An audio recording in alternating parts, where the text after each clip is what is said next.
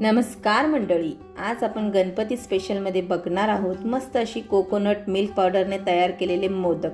हो मंडळी, हे मोदक आपण कोकोनट आणि मिल्क पावडर पासून तयार केलेले आहेत। अगदी घरगुती साहित्यात सोप्या पद्धतीने, न कोणतेही कंडेन्स मिल्क ना कोणताही मावा, अगदी अप्रतिम चव लागते आणि खायलाही तितके टेस्टी असले तरी दिसायलाही खूप अप्रतिम आहेत। चला तर मग मंडळी, वेळ वाया न घालवता झटपट आपण रेसिपीला सुरुवात करूया। तर इथे मी एक कढई घेतली आहे, ती आपण गॅसवर सर्वप्रथम ठेवायची नाही, पहिले खालीच त्यामध्ये 1/4 कप दूध घ्यायचं आहे। त्यामध्ये अर्धी वाटी आपण मिल्क पावडर घालायची आहे, अर्धी वाटी साखर घालून घ्यायची आहे। आता हे छानपैकी असंच मिक्स करून घ्यायचं आहे, कोणतेही लम्प्स नाही राहिले पाहिजे इतपत ते मिक्स करून घ्यायचं आहे। अवघ्या 3 ते 4 मिनिटात हे मिक्स होईल। हे अशा पद्धतीचं मिक्स झाल्यानंतर आपण ती कढई गॅसवर ठेवायची आहे आणि फक्त एक उकळी येईपर्यंत मिक्स करून घ्यायचं आहे। छान अशी उकळी आली की आपण त्यामध्ये 2 वाट्या डेसिकेटेड कोकोनट म्हणजे नारियल का बुरादा म्हणतात ते घालून घ्यायचं आहे। आता हे छानपैकी मिक्स करून घ्यायचं आहे। छान असं त्याला दुधामध्ये मिक्स करायचं आहे आणि 1 ते 2 मिनिटं त्याला शिजवायचं सुद्धा आहे। छान असं मिक्स होते। इथे जर तुम्हाला दूध कमी वाटत असेल तर तुम्ही इथे दूध थोडंसं वाढवू शकता। 1 ते 2 चमचे दूध तुम्ही वाढवलं तरी सुद्धा काही हरकत नाही। आता इथे मी यामध्ये 2 चमचे तूप घालत आहे। तूप ऑप्शनल आहे, नाही घातलं तरी सुद्धा चालेल, पण घाला, खूप छान अशी टेस्ट येते। तूप घालून पुन्हा एकदा मिक्स करून घ्यायचं आहे। आता छानपैकी 3 ते 4 मिनिटं परतून झालेलं आहे।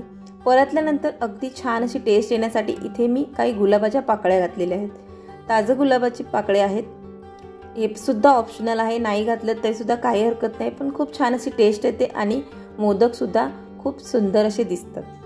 छान असं मिक्स करून झाल्यानंतर आपण एकदा बघून घेऊयात की ह्याचा गोळा तयार होतोय का, कारण आपल्याला मोदक करायचे आहे। हे अशा पद्धतीचं, हे पहा मंडळी, मिक्स होतंय, गोळा तयार होतोय, तर आपण समजायचं की आपलं मिश्रण तयार आहे। आता आपण आतमध्ये स्टफिंग करण्यासाठी इथे मी काही ड्रायफ्रुट्स घेतले आहेत। त्यामध्ये मी इथे होममेड मावा घातलेला आहे, घरगुती केलेला मिल्क पावडर पासून तयार केलेलाच मावा आहे, तो ह्यामध्ये मी मिक्स केलेला आहे। तो माझ्याकडे होता म्हणून ह्यामध्ये मिक्स केलेला आहे, नसेल तर तुम्ही तयार मावा सुद्धा घालू शकता, काही हरकत नाही। छान असं मिक्स करून त्याचे छान छोटे छोटे गोळे तयार करून घ्यायचे आहे स्टफिंगसाठी। आता आपण मिश्रण घेऊया, हे अशा प्रकारचे गोळे तयार करून घ्यायचे आहे। आता आपण मोदकाच्या साच्याला सर्वप्रथम तूप लावून घ्यायचं आहे, जेणेकरून आपले मोदक अलगदरित्या साच्यातून डिमोल्ड होतील।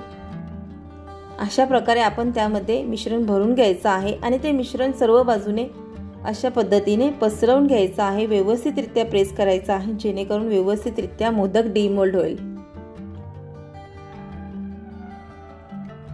आता आपण तयार केलेले स्टफिंग यामध्ये घालून घ्यायचं आहे आणि पुन्हा त्यामध्ये मिश्रण भरून अशा प्रकारे मोदक तयार करून घ्यायचं आहे। आता इथे जर तुम्हाला तुमचं मिश्रण सुक्क वाटत असेल तर पुन्हा यामध्ये तुम्ही दूध मिक्स करू शकता, काही हरकत नाही। फक्त एवढंच की दूध गरम पाहिजे, थंड नको आहे। हे पहा मंडळी, किती छान असा अप्रतिम दिसत आहेत मोदक।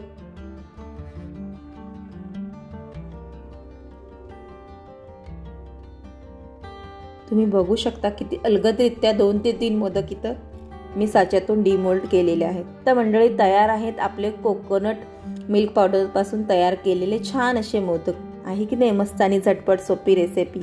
तर हे मोदक ह्या गणपतीला नक्कीच ट्राय करा आणि कसे झाले हे मला कमेंट करून नक्कीच कळवा।